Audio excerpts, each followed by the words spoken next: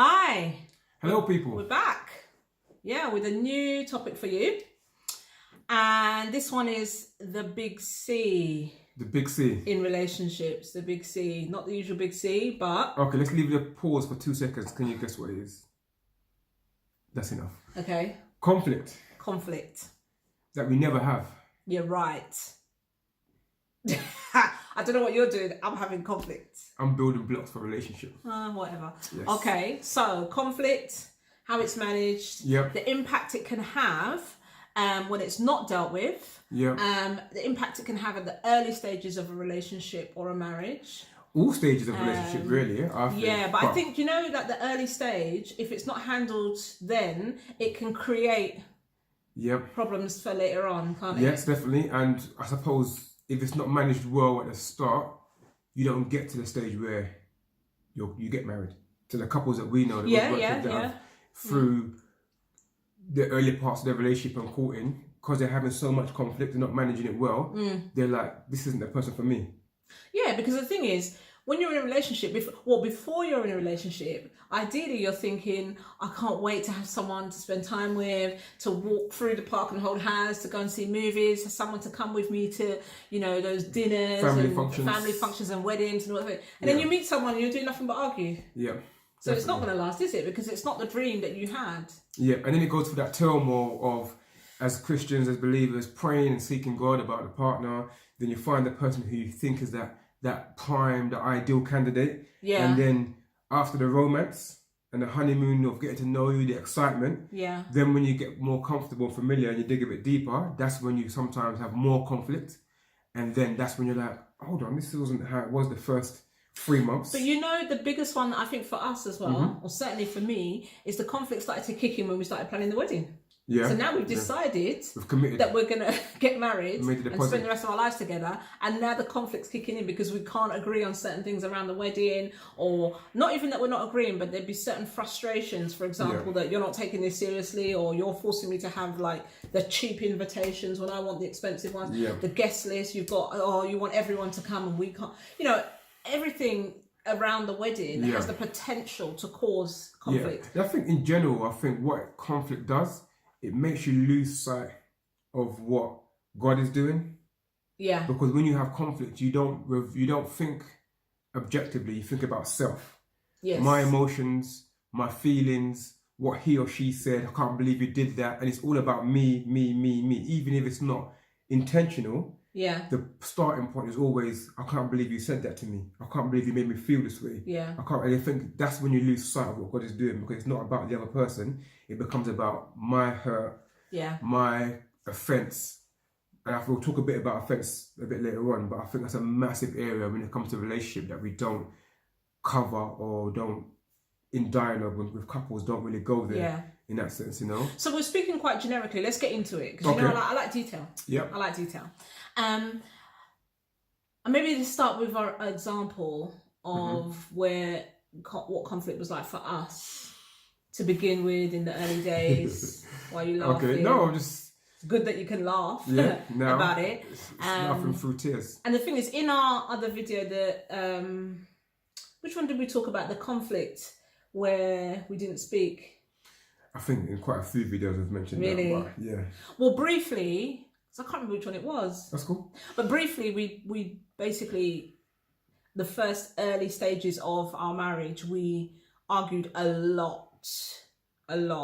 And mainly because we got married after 11 months of knowing each other. So we didn't know each other very well, even though we spent a lot of time together, but it was a lot of time either dating, hanging out, talking about things, not necessarily about ourselves, or we were planning, because we were planning the wedding. I'd started a new job. Yeah. I think you then started a new job as well, didn't you? Yeah, I moved. You moved position, and then we were trying to buy a house that fell through, so we were doing a lot of house hunting and things, which we really enjoy. Yeah. So we didn't spend a lot of time, I guess, focusing just on each other. And of course, because we didn't live together and we didn't sleep together and we didn't holiday together, we didn't do any of those things. Suddenly, we get married, we're living together, we're sleeping together, and we've gone on honeymoon together. It's like, oh my goodness. Although those things were obviously enjoyable, but it was being in each other's space intensely For the first time. And I think now, even just you explaining that, I've got a phrase, contextualize conflict. Yeah. Because I think when you're in it, you don't sit back and look at, right, actually, I'm tired, she's under pressure, stress, all that kind of stuff, fear, anxiety. You just live in the moment. When you're in conflict, you're here and now, you're in each other's face, or you're in that zone, that fight mode that You're using a lot of you phrases, and we always teach about using I phrases. You're speaking third party. I'm talking about you. Well, say me then. Say you. I'm not. You're speaking generally. All right. Okay, thank you very much. Okay, so for me, when I was in that situation of conflict, it was very much self-preservation. Yeah. Very much stubbornness. Yes. You don't know. Why are you giving head movements? Why are you adding head like... I'm just nodding. Yes. Did I flex my neck? Yes, you did actually. Oh, okay. Yeah, just kind of not having it, really. That's the honest truth. Kind of... Has that changed? Of course it's changed tremendously, actually. From like 1,000 to like... What, stubbornness of not having it? That's changed? Definitely, 100%. It's more refined now. I just mask it better. So it's still there? It's still there, but you just mask it. Okay. Yeah, so I think now, obviously in hindsight, maturity, all of the stuff, life and marriage and children, that kind of stuff. Now it's great to be able to share with individuals before they get into relationships and in relationships to actually have a look at your circumstances. Let's look at the stage of your relationship where you're at, and being able to look at objectively from the outside, say, look, actually, you've got this going on, like with 5 different factors. Yeah. Why your communication is going to be struggling right now. So the level of requirement for communication and intimacy, as far as not physical, but sharing of each other, is increased now. Because if not, message will get lost. Do you think at the stage we were at, when we were arguing, we would have received that? I think I would have. I suppose, you know what? It depended on who it's from. Right. Because unless it's somebody that I've journeyed with or have some kind of relationship with, I'd be like, okay, yeah, great advice, but when we finish our conversation, I'm still going to go and be me in that sense and not probably take fully on board what someone else is saying. And I think I'm hoping that's why I suppose we can be more relatable, is because we share that stuff quite freely. Yeah. So unless I know someone has gone through that, it's difficult for me sometimes, or at that stage would have been difficult to receive from somebody who's like, yeah, from my perception of their marriage, would have been like, yeah, you're okay, you've got it covered, kind of thing. So I think also before we got married and people kept talking about communication, all that kind of stuff, like I heard it all before. Yeah. And we were adamant that it didn't apply to us. Yeah. And that we were good in that department, and we would talk for hours and hours and hours, and then we identified that actually we could talk for hours about other things, about what went on at work, or what's going on in the family, or whatever, and planning and what. But we weren't so good at talking about how we felt about things, or what. Especially in the midst of conflict. And I think that's probably one aspect of it. I think I've now identified how I am in conflict and what emotions that I feel. Oh, really? Share those, won't you? When now? Yes, now? I suppose there's the actual physical feelings. And I suppose is that trying to maintain some restraint. What feelings? Trying to maintain, so that... Rage. I suppose that fight or flight feeling.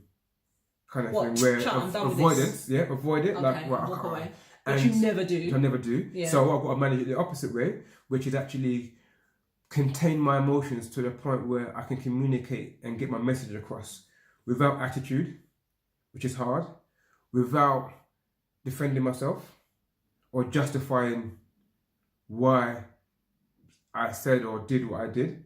You're smiling. You're smiling because it's difficult for me trying to communicate how I'm feeling without putting it into context or saying yes because and the reason and giving an example. And that's me. I'm evidence based in that sense. Not evidence as far as like show me where, how, when, if, whatever. No. But also just kind of I've got a voice. So I want to share. I always describe when we argue. I always say to Rob, like he is so. I mean, you said it's your evidence based, and part of the nature of your work used to be, especially being in court with young people, wasn't it? Representing young people in court to a certain degree, yeah. And so when we argue, I feel as if I'm in court, and it's like, well, when did that happen? So are you saying that that didn't happen twice before? Or are you saying that because of this, then there's that, and there's and it's like I have to evidence every action or every statement that I make. It's like, well, when did that happen? You know, and we've in fact, our conflict has got worse sometimes because of that, because I'm frustrated, because I'm thinking it doesn't matter when. I'm telling you it's happening, or that's how I feel. And you're saying, yeah. And then one of the things that you don't do anymore and you used to do is you used to nullify my statement or my feeling.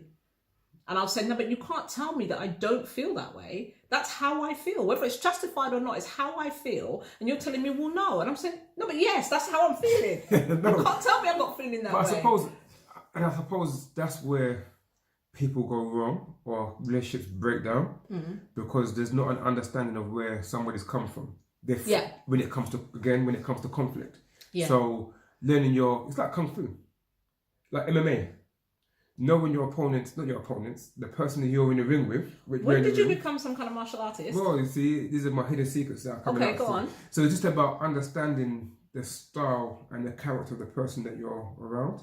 So in your early stages of relationship, where you're courting, dating, whatever you want to label it, you don't know what that person's like under pressure, or when their back's against the wall, or when they're emotionally hurt.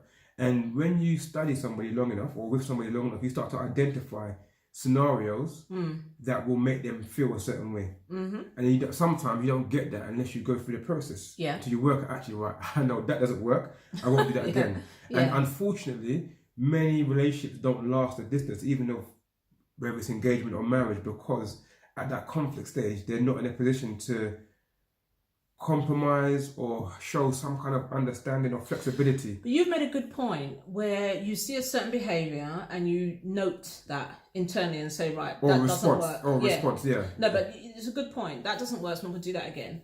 But I think there are people who, they don't care whether it works or doesn't work. Especially the kind of people who don't tend to get a reaction from their partner. Even if the reaction's negative, it's better than no reaction at all. And so they will keep pushing that button, the red rag. You know, they'll keep waving that red rag in front of their partner. That triggers the anger. So at least, because some people just want, there's times when we have argued or not argued, and I've really wanted to go at it. Not like throw plates and stuff, but just kind of like, come on then. Come on, let's go there. And it's like, I'm back on the street, you know, thinking, and I know I can't behave that way. Street? What are you saying? I didn't come from the streets. I came from the streets of East London, you know that?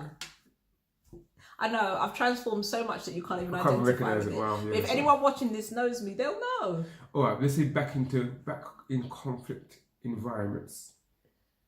Let's put that way, not streets, or back in the school. Why can't I say the streets? No. What, you want to claim the streets? No, not from me. No. Okay, all right. So So back then, yes, yeah. So, and I know it's not acceptable to behave that way, but there's certain things rise up in me, and I think, okay. And I don't think I've done that for a very, very long time. But the fact is, there's something in you that thinks, you know what? It's all very well sitting down and having a nice, sensible conversation and smoothing out the situation and the issue, and then we'll come to some kind of agreement, and then we'll kiss and make up, and we'll go to bed happy and cuddling and whatever.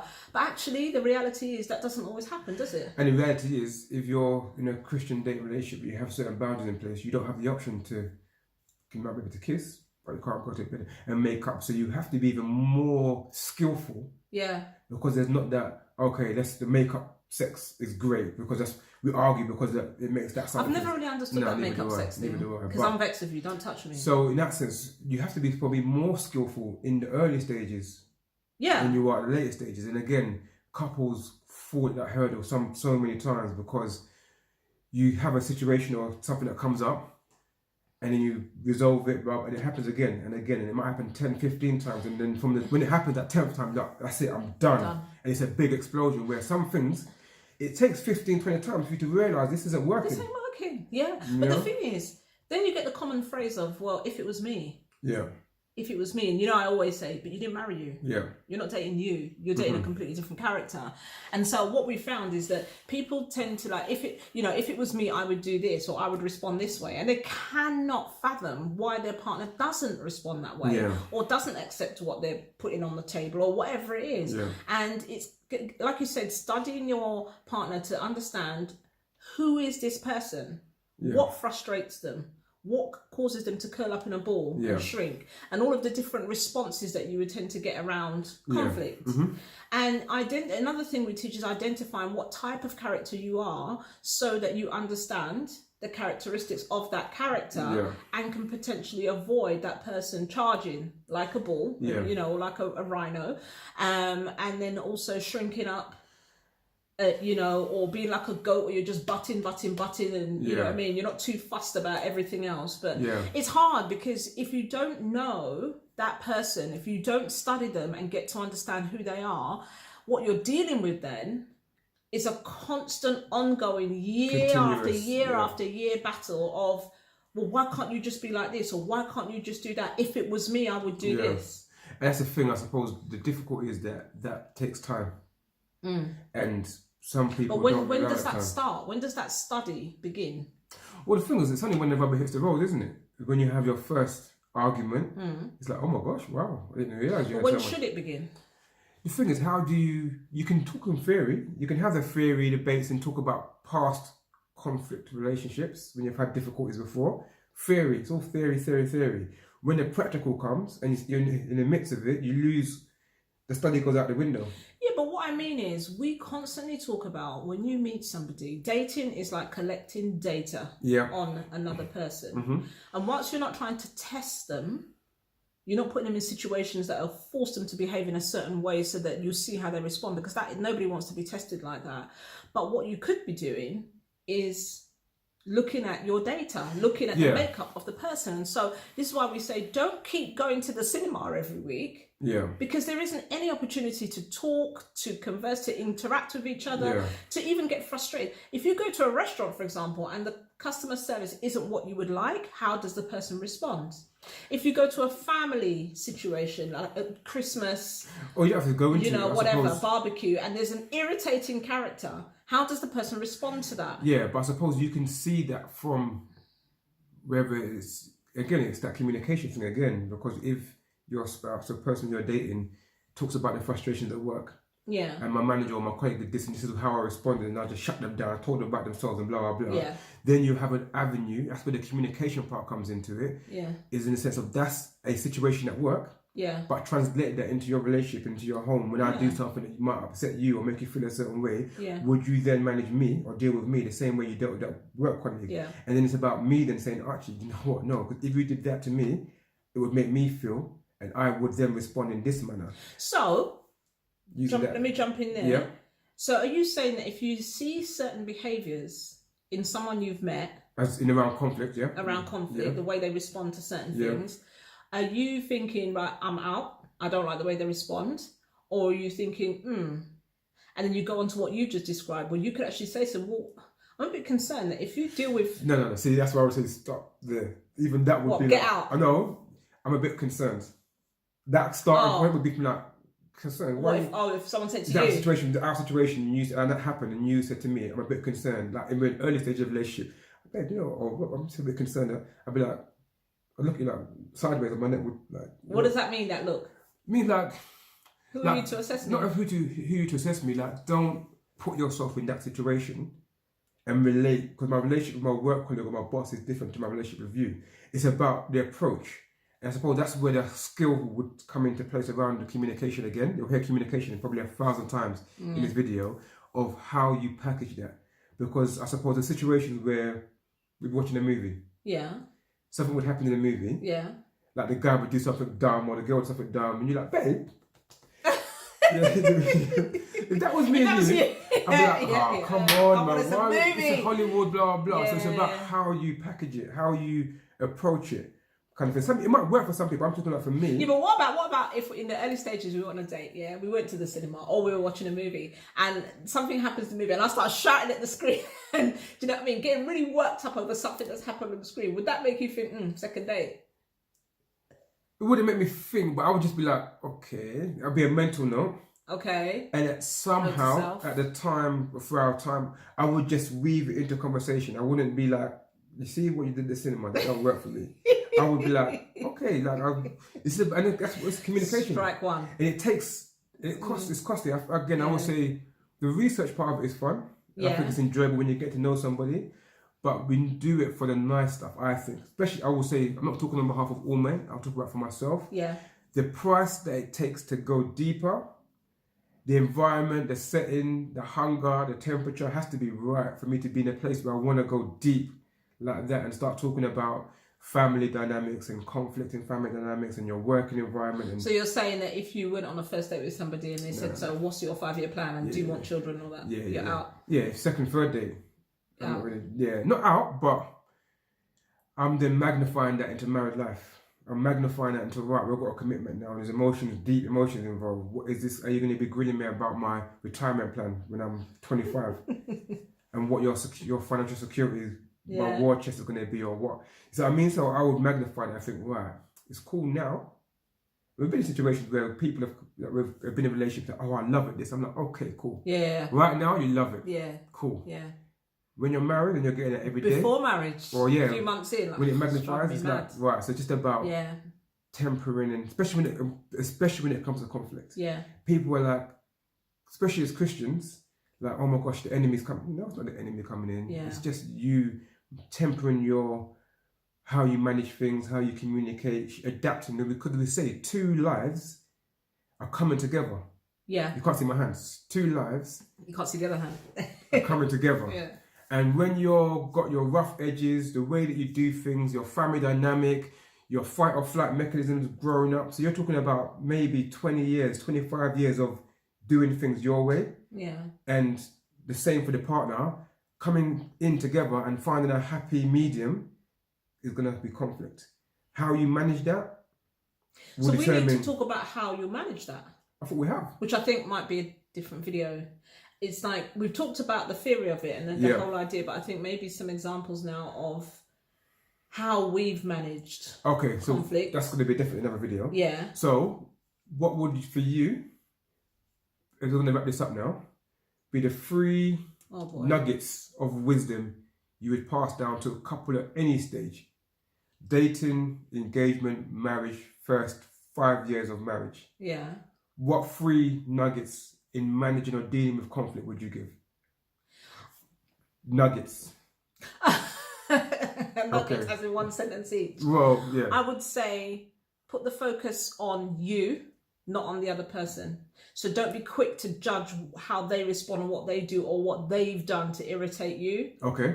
Look at yourself and think, did I behave in the best possible way in this situation? Or did I say the right thing? Or could I have not said that thing to antagonize the situation? That's number 1. All right. That's number 1. Cool. Number 2. I think don't hold out, because I think for me with conflict I go through a journey in my head and different stages in my head, from fury to anger to kind of thoughtful now and that maybe, and I become more reasonable in my thinking or whatever.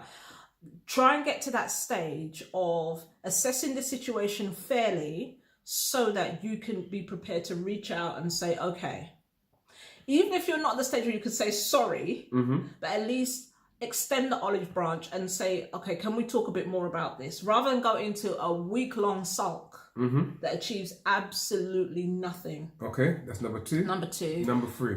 Number 3 is, can I combine a few things? Nope. Oh, I have to. Okay, I'm going to sum it up as, you've got 2 ears and 1 mouth for a reason. Listen more than you speak. Like, don't interrupt, don't antagonize by the words that you say. Listen to what the person's saying, and then listen with your spiritual ears. Listen more than just your physical to what's actually being said, in the sense of not the words, but what's behind those words. Okay, wonderful. That was good. I'm impressed with myself. So, not because of what I said, but that I could wrap it up. That's right. So, my 3 would be, fight as friends. Okay. So if you have conflict, know, and you should know, if you're in a relationship, that the person has your best interests at heart. Okay. So whether it's in the dating stage or within the first how many years of marriage, fight as friends. Yeah. So know that even that there might be saying things that antagonize you or upset, but it's not, most of the time, I would say not intentional. Right. So that's one thing, fight as friends. Yeah. Number 2 is be willing to sacrifice for the greater good. So having a happy home.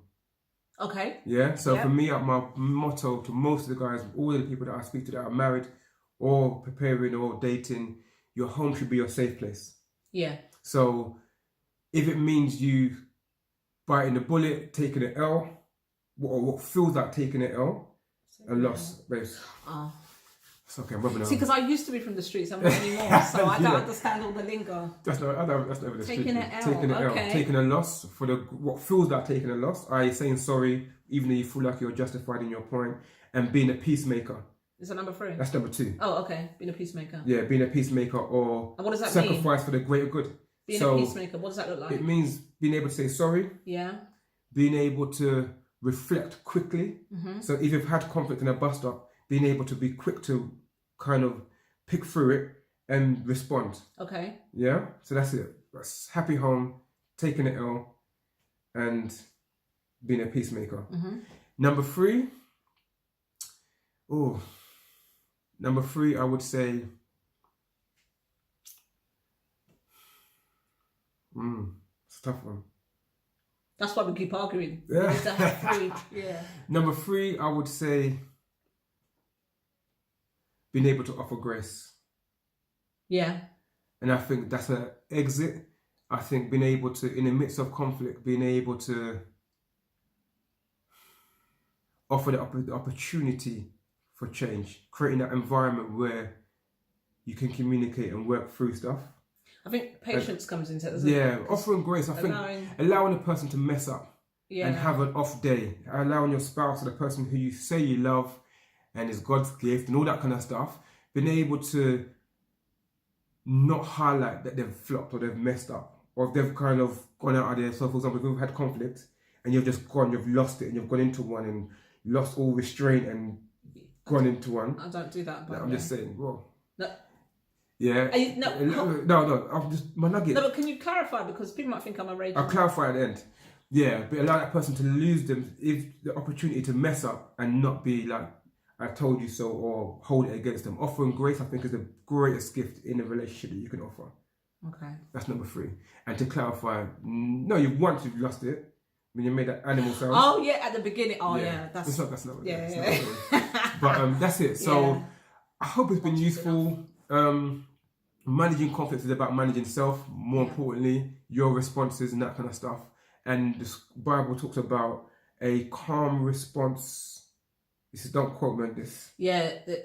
I should know this, shouldn't I? A calm response. Yeah. Quenches anger. Yeah. You know. Proverbs. Proverbs. Read the whole of Proverbs. And you'll find it. Yeah. Let me know. Yeah, definitely. Yeah. That's being able to be calm and not hopscotch. Like you're talking and you were arguing. I'm like.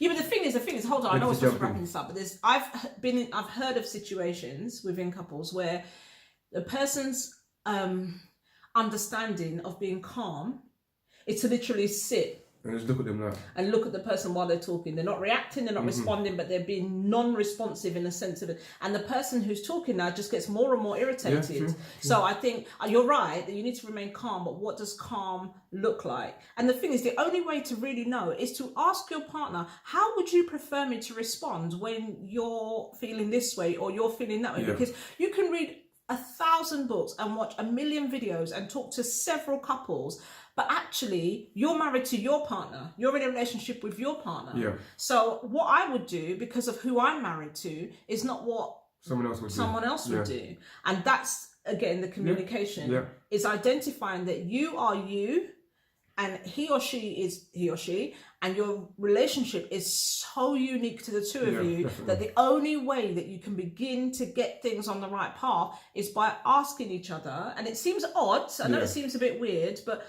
how would you want me to respond? What should I do? What did I do that really didn't work for you that time? That triggered you? Yeah. So as we wrap up. Go on, do your pastor one. As we wrap up. As we close. No, just that celebrating or congratulating each other when you do conflict well. Yes. As well, when you've managed situations really good that could have led to conflict. Yeah. Saying, well, actually, you know, that helped me to respond better when you did this and when you did that, when you didn't do this.